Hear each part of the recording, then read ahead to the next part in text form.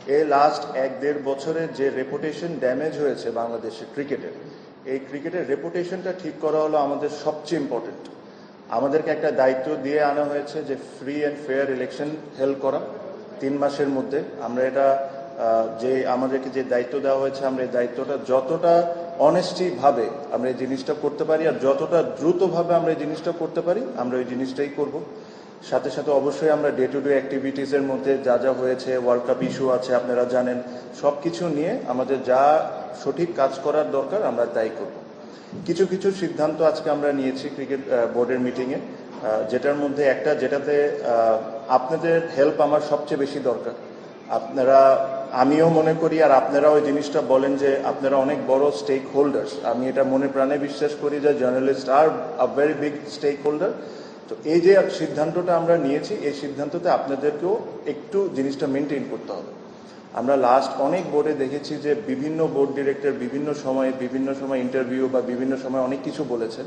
আমরা এই জায়গা থেকে সরে এসে আমরা একজন স্পোক্স পারসন ঠিক করেছি।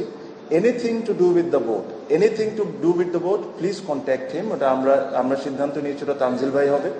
সো আপনারা এই জিনিসটা একটু মেনটেন করেন, তাহলে আমাদের জন্য কাজ করাটা সহজ হয়ে যাবে। কারণ আপনারা যদি ধরেন আমাকে পাইলেন বা আরেকজনকে পাইলে একটা প্রশ্ন করে ফেললেন, তাহলে এই ইউনিটিটা আমাদের ব্রেক হবে। যেহেতু আপনারা আমাদের পরিবারের একজন সদস্যই, তো এই জিনিসটা আপনাদেরকেও মেনটেন করতে হবে যে ক্রিকেট বোর্ড রিলেটেড বা কোনো সিদ্ধান্ত যদি আমরা নিয়ে থাকি, এটা তানজিল ভাই এসে এটা আপনাদেরকে টাইম টু টাইম যখন দরকার মনে হবে তখন আপনাদেরকে জানাবেন।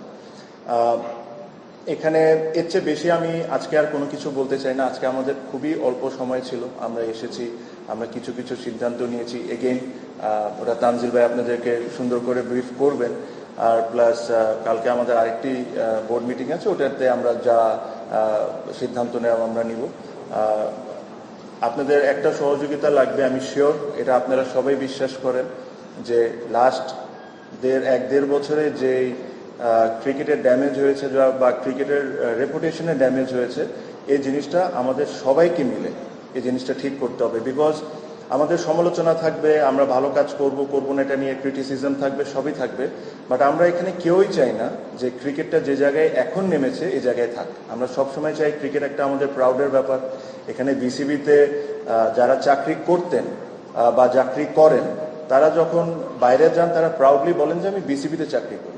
এখন আমি শিওর না যে এই কথাটা তারা কি প্রাউডলি বলতে পারে নাকি, যে ধরনের অ্যাক্টিভিটিস লাস্ট 1-1.5 বছরে হয়েছে। কার পাশা গেছে কার টেবিলে, খেলা যে চলছে কোন লেভেলে।